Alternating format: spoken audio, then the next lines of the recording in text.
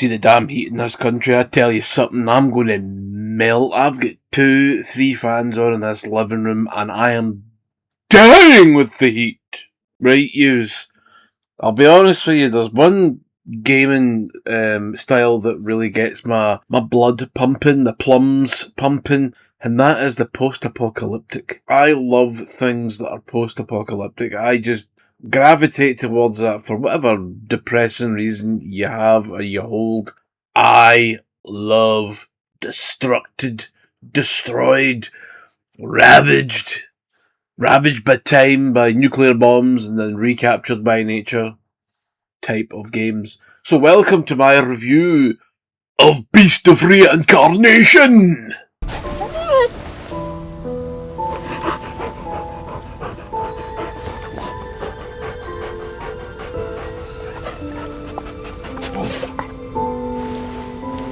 Now this game is made by Game Freak, the people that brought you all those Pokemon games. Don't worry, this is nothing like Pokemon. This is not a creature capture game. This is a semi-open world hack and slash game. Got Souls-like elements, you know, like your bonfire, your rest, your enemies respawn, all that jazzum. You get giant bosses, and the bosses are really well designed. Also, like most of the enemy designs, you'll get mutants to fight. You get robots to fight. Very satisfying cutting the robots up. Some of them are really tough though. This game has got like quite the steep difficulty curve, I think. I had to, maybe about 3/4 of the way, halfway through the game, I had to put it in easy because I got to a boss, then it was really starting to split all the hairs that are left in my head. My beard fell out with stress, and I just thought, you know what, frack this, I am going to put this on easy, put it in story mode, and I sort of floated through the game a wee bit too much. There were a couple of instances where I felt I was challenged, but honestly, easy's too easy and normal was too difficult, so there must have been a nice middle ground there that I could have had, but never mind. So the enemies, they look very similar to some of the enemies that were in, or monsters that were in the movie Annihilation with Natalie Portman. They're sort of flower based, which is kind of weird. Like you get big bears and warthogs and deer that are all mutated and covered in flowers, and it's cool. I like it actually.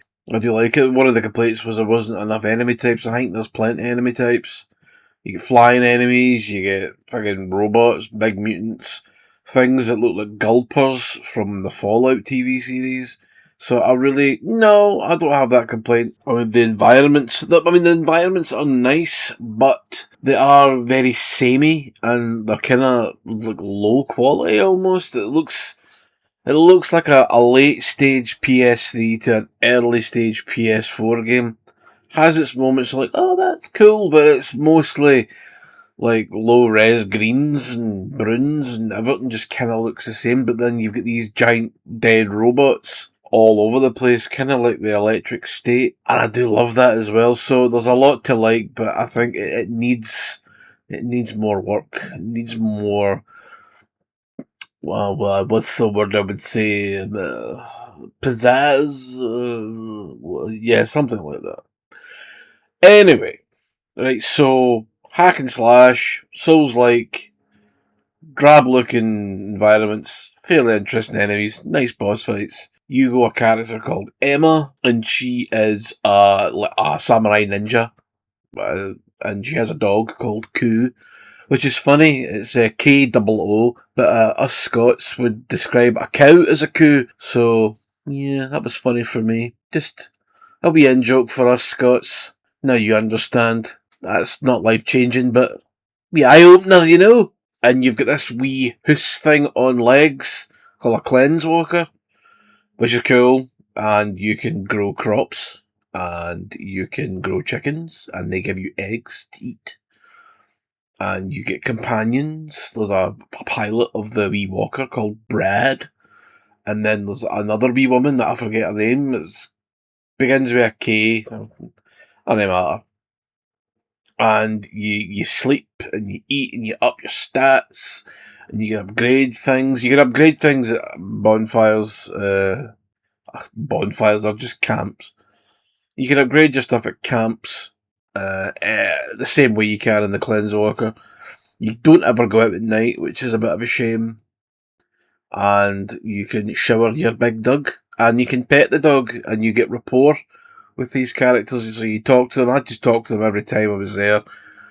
Got my things upgraded, and you can research like different things like superior rice. Don't know what was superior about it, but I thought rice was just rice. I'm a big fan of brown rice, actually. I love brown rice. Brown rice is great. Love the texture. Anyway, so you rest at this thing, and then you can go between your destinations. The map, you'll progress. They're not seamless. It's not a fully open world game. You'll go between. You can select to go back if you want. So don't think that when you progress that the game has locked you out of anything, because it is not. Okay. Oh. And then it goes on to the skill tree, and the skill tree is fucking insane as far as I can, put it mildly. It's mental. It's like a tree, and it keeps growing, and you'll find swords, and every time you find a sword or you beat a boss, more moves are unlocked, and I got lost in the middle. I'm not going to lie.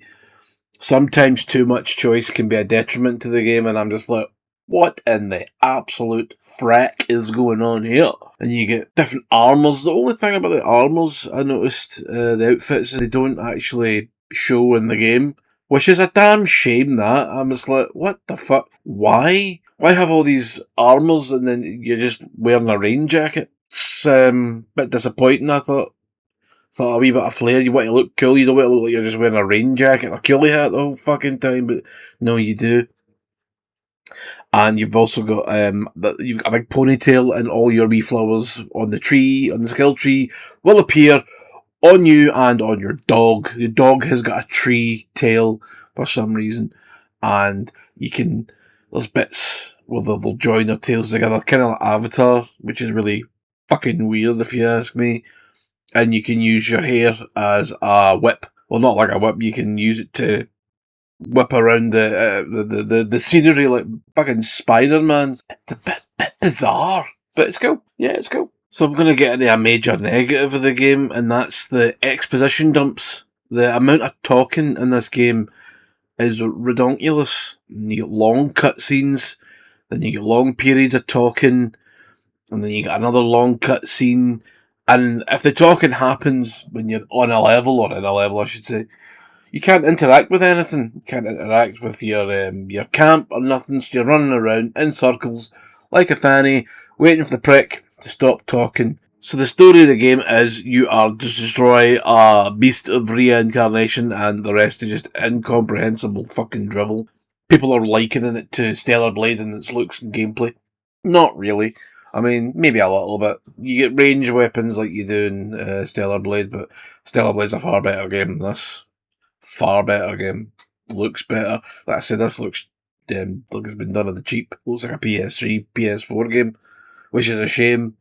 So it does it brings it down, and the story brings it down. I'm not the biggest fan of stories in games anyway, but it's the amount of talking. I'm just like going to shut up and let me play the game. And yes, unfortunately, the game can get repetitive because of just the type of hack and slash that it is. Every hack and slash goes through that repetitive stage, and you're like, I've had enough of this. It's quite long. Got about 40 hours out of this beast. So I like to explore a bit though, but the exploration is not great either, because there's just nothing really interesting to see. You've got underground bunkers in some areas, and they're all the same. Well, what can you really do with an underground bunker? Make them look better! So it's like I think it's probably a nice pivot from Pokemon. I don't care about Pokemon. I did quite like it. It was £40, budget game.